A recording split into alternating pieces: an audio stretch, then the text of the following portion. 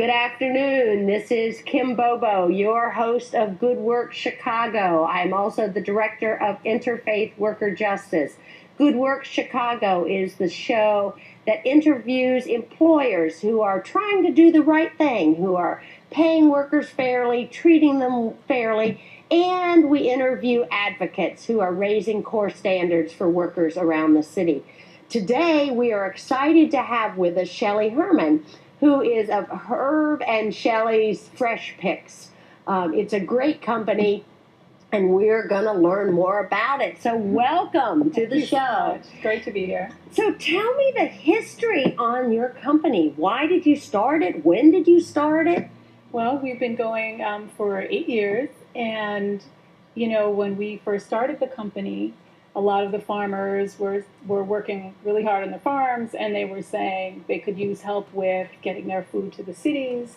And we knew a lot of the farmers and thought, okay, well, maybe we could help do that. So we got a van, we got a warehouse, we set up a little food hub to get in all this great healthy food, and we started making deliveries all throughout the Chicago area. But how did you happen to know farmers? I live in Chicago. I don't know any farmers. This is not how did you happen to do this? Right. So we, Herb has been on the board of a couple nonprofits that work with farmers and work to preserve the land. So that's how we started meeting them. We also were a drop-off point for our farm share. So that means the farmer came to our house and people picked up their share from our house. So we just were really into healthy food and started talking to all the farmers and got to know them and their challenges. And decided to set up your thought little... that we could help. Yeah, we have different business skills. We were at a point in our careers where we thought, let's give back, let's do something good, let's put our skills to good use, and that's where we ended up. Now, you guys, I read a little on the website. You actually have some skills in this stuff, right? We do. Yeah, so tell me a little bit about your skills, your background. Well, we both, Herb and I met at MIT when we were studying business. I think they're smart here, guys. No, we faked it. And neither of us worked in a food company, but we did... I worked around the country bringing investment into poor areas and in finance, and Herb has an operational background. He was a train conductor, among many things, and also an IT background. So starting an online company, figuring out operationally how to run a low-margin company, delivering food were all things we thought we could figure out. So we did. Wow, okay. Yeah. So you decide you're going to do this company, and how did you think about what you would need in terms of staff, and who were the first staff, and how did you think about paying people? And well, we were the first staff, 2 of us. We Okay. did every single job. That's what you do when you're a startup, and you need to start sales first. But then we realized, okay, well, we're going to move on. The first employee was someone who drove a van.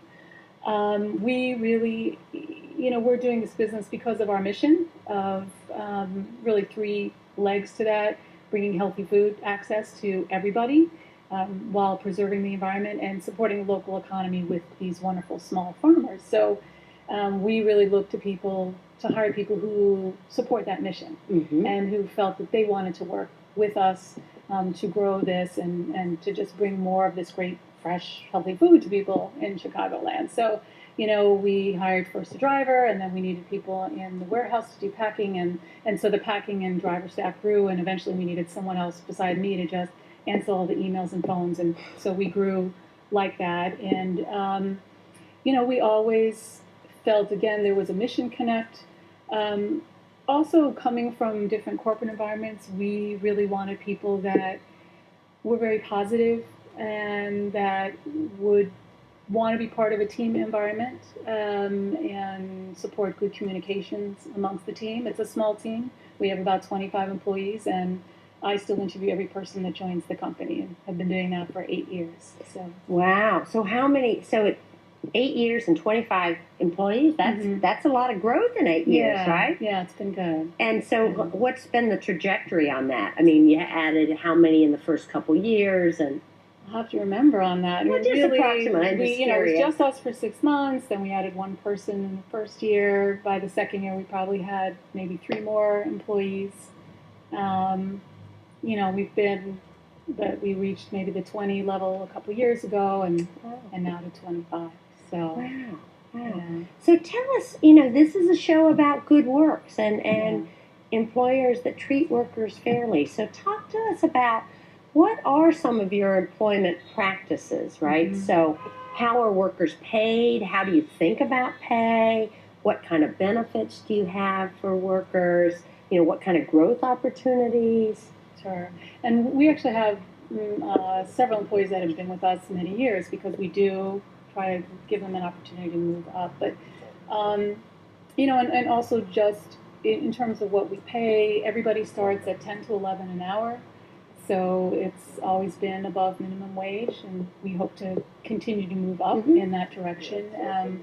We also really focus on providing people full-time jobs and regular schedules.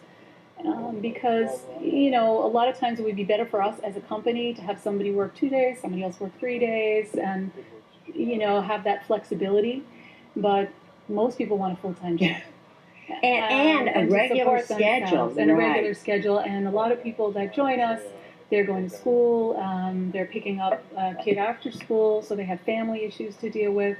Or we have some artists or musicians, they have other activities that they're doing. So we really work to schedule things so that they know when they're working. And we do have some early morning shifts, we have some evening shifts, so we can be flexible with people to really make it work for their lives. And when someone goes back to school and needs an extra day, we make that work. We give them that day off and get someone else in for a shift. So what's really important to us is that we're supporting people and where they want to go in their lives, and that they're happy while they're with us. We're supportive and they have a great work environment, but that they are moving forward. Well, that is it's such a problem for so many workers right now, where I've talked to these young people and they have to call up the day before to find out what their schedule is going to be for the next day, or they go from week to week and have no idea what their schedule is. I mean, how in the world do you plan childcare or anything in your life if you don't know what your schedule is? Right. I think that'd be really difficult. So. We've done a fair amount of advocacy with Walmart. And the number one complaint with workers is, there are two complaints, really. One, that their wages aren't high enough, but the second is that they can't get enough hours, right? That they want full-time work, right? So absolutely critical. Yeah, so that's been, the main thing that we focus on. I think it's also about respect, having an environment that's respectful of people and their needs. There's always issues that come up in everybody's life, and being able to work with people. We work with a lot of great agencies like Streetwise and Growing Home and Pan-African Association are the three main agencies we've worked with to help more at-risk populations join our company. And that's been extremely rewarding experience for us. So they help find workers for you. Right. So we have several workers. We actually have one project where we're working with Streetwise to run some little retail kiosks downtown, and all of the employees, all 8 of them, are from Streetwise, and they all have full-time jobs now since that project started in August. Oh, that's awesome. Yeah. That's totally great. Yeah, so that's been good. And as you've grown, have you been able to add some benefits for workers, and what's kind of the benefit package look like for people? Yes, absolutely. So we do pay vacation. Everybody starts with a week vacation. They get 6 paid holidays, six days, 2 personal days, and we give $50 towards health insurance. We aren't able to afford a full plan yet, but that's kind of our first step, was giving people money to buy on the exchange or use towards medical expenses. And even if, again, mostly everyone's full-time, we do have a couple of people that have wanted to be part-time, and they're still allowed to participate. So they just have scaled-back benefits related to their hours. That's great. And of course, food. There's a whole great take-home area of food at our company. If something's slightly blemished, and people get a discount on the food, and it's, we have local organic food, so that's a nice perk for everybody. That's a totally great perk. Yeah. And so what are the benefits to your company of treating people like this? Oh, my goodness. I'm certainly a believer in what goes around comes around, that whole saying, and I think the more positive our environment is, the better people want to do in terms of their work, both out of respect for themselves, but also in terms of caring for the company and the job that we do. And, we have meetings a couple times a year to talk about the goals of the company and what's important and how we can best serve our customers to further the mission of supporting.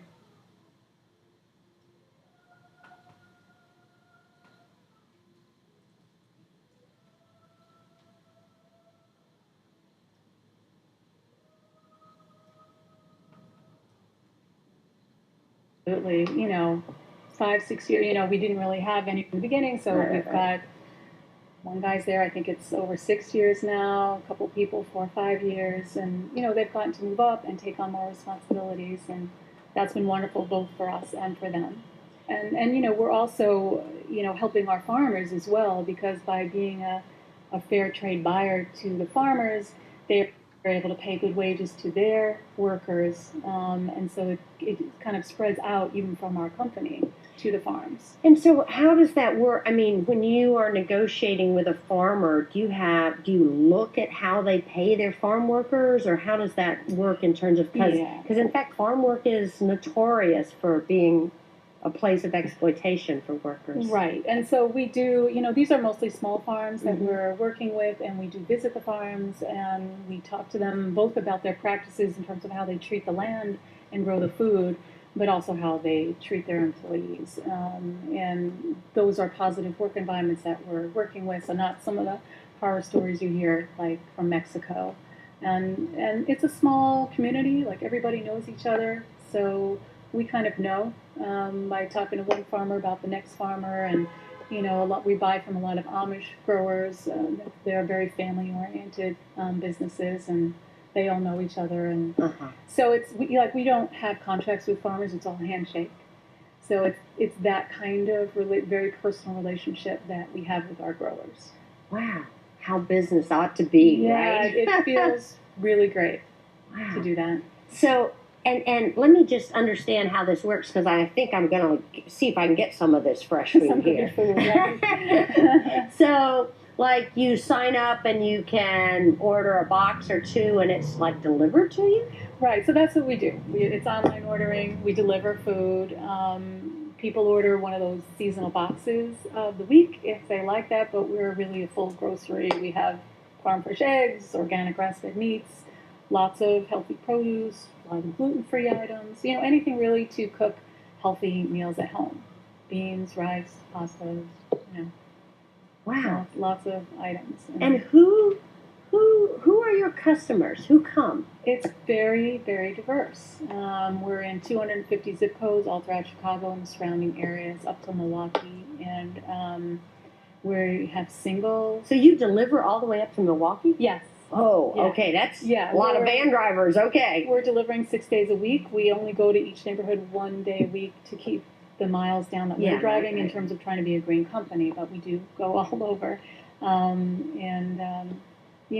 There's, again, single people, there's families, all different kinds of incomes, every neighborhood, from Pilsen to Beverly to Glencoe. We serve lots of different people, are concerned about getting food from trusted sources and from eating healthy, and they enter this conversation from different points, but it's been a growing concern to a lot of people to get good food. Well, and I know there's a whole food movement, not only about healthy food, but like how's the food produced and what kind of conditions is it produced under. Right, and we get so many questions on that, like, okay, you're saying these are free-range eggs. What does that mean? And, to explain that any animal products we have, the animals are allowed to practice their natural behaviors. They're not in confined corporate operations. And if we don't know an answer about a farm, we will go find that out, because people really want to know. Wow, yeah. That's so great. Let me just take a break right now. If you are thinking, why doesn't my employer treat me that way? We do have a free legal clinic, a wage theft hotline that can help you with problems that you are having on your job. If you've not been paid the minimum wage or overtime, or not paid for all your hours, not gotten your last paycheck, call the wage theft hotline at 773 391-8885. Shelly, again, I'm finding more and more employers in Chicago who are really interested in how we talk about these wage issues and work issues. What advice would you give to somebody who is starting a business about how to think about payment and workers and... Well, I mean, I think just some of the things we've already talked about, that I think anybody starting a company should think about how they want that company to be. It's a reflection on who they are, and if they extend respect and courtesy to their employees, I think they'll get really good results. And we have a caller, so let's hear from our caller. Good afternoon. Hi. Good afternoon. Great show. Listen, I'm just wondering, where are the farms located? I mean, I'm involved in urban agriculture myself. Wonderful. But you may have covered this already, but where exactly are the farms located where you collect the produce? And then what are the working conditions like for the employees at those farms? So I'll just take off and let you guys answer. Thanks again. Thanks so much. Bye-bye. Thank you. So yeah, we buy from farms all within a day's drive. So Wisconsin, Illinois, Michigan, and Indiana are most of where our farms come from. And so, that's what we consider local, again, within a day's drive. And they're close enough that we get to visit them and see how they operate.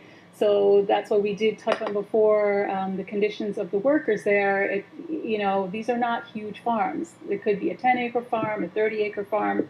I mean, we do have some that get up to 100 acres, but, they're not having hundreds and hundreds of employees. They provide good housing. They provide most of the farms we know, they provide great food and great meals for the farmers during the season. It's not ridiculous, crazy hours. They have shifts where they work. And so, I've gone up and I've done harvesting at some of the farms, and I felt great about being there, and those conditions. It's not like what you hear about in terms of, the wage theft or not being paid overtime, or just ridiculous hours and bad living conditions. It's really none of that. And that's really important to a company like us. I'm sure you're in urban agriculture, then you know about that as well. Well, in fact, maybe one of the number one questions I get when I go out speaking in congregations and whatever is like, okay, there's all these places I can't go. Where can I shop, right? And I think trying to find employers like yours where people are paid fairly and treated fairly, and you're really looking at that supply chain. Right. Again, we've seen some of these companies where they not only don't pay their own workers well, but there's no enforcement around standards on the supply chain. That really creates problems all the way down the line and all over countries and around the world as well. So huge problem for folks. Yeah. Let me ask one question. So it looks like Chicago's going to get a higher minimum wage over the next few years. And how does that affect a company like yours? Well, I think we just work towards our growth as a company and planning for that and working that in, and hopefully, that'll be fine. That as the company keeps growing, we'll be able to afford that. I mean, as we referred to before, I have a lot of employees that have stayed with us, so they're at those higher levels anyway, making the 13, the 14, or those wages and more, people that have taken on supervisory positions. So, we're looking forward to that because it is the right thing. It is what we want for all workers, and even a kind of lower margin company like ours, we're hoping that we can just grow and we'll make it work. And as you grow and are able to do more, right? What are the kinds of things you'd like to be able to do for the next few years? Well, the most obvious one is to have a full health insurance plan that, it's so expensive, isn't it? We've looked into it, every year we relook into it, and hopefully with the exchanges, maybe for small businesses like ours, it'll get to a point where that'll be more affordable. So, right now, again, we give each worker $50 a month, and that's not enough. We would like to do more. At least we're helping, but that's top on our list. Yeah, well, it's probably top on workers' list too, right? Yes. It's tough, the healthcare stuff. Mm-hmm. Anything else you're thinking of? Again, I've grown Interfaith Worker Justice, and we've kind of added things over the years, and, we couldn't do everything the first few years, but it really, it is a growth thing, trying to think about what's important. And what else to do? Yeah, I don't know. I mean, I feel like the other benefits we have in terms of giving people time off and the flexibility they need is really important, and we just started with that right from the beginning. So, growing the wages and growing that health benefit really is kind of the main thing that's not where it would ideally be. Mm-hmm, mm-hmm. So. And why do you think there are so many employers who, just pay the absolute minimum with no benefits? Why do you think that's kind of out there in the culture, and what can we do collectively to sort of change that? I mean, it's short-sighted, the capitalist profit motivation. I mean, I am a for-profit company as well, but I happen to be a social venture that has a social mission. Not everybody has that, and they're starting business to make as much money as they can. Mm-hmm. So, and you do, as a business owner, have to watch every expense. We are very efficient, but it's short-sighted to think of workers and wages as the place to cut. Mm-hmm. So, not everybody gets that, or maybe they haven't had that experience where they pay more, they get better people, happier people, and it reinforces itself. If they haven't had that experience, then, I think this kind of show, sharing these experiences, is a great way to let other companies know that it's something they can consider. Absolutely. One more time, let's talk about the wage theft hotline. If you are having problems with your wages, with your employers, and want to talk to an attorney, want to get some free legal advice about what can be done, you can call 773-391-8885.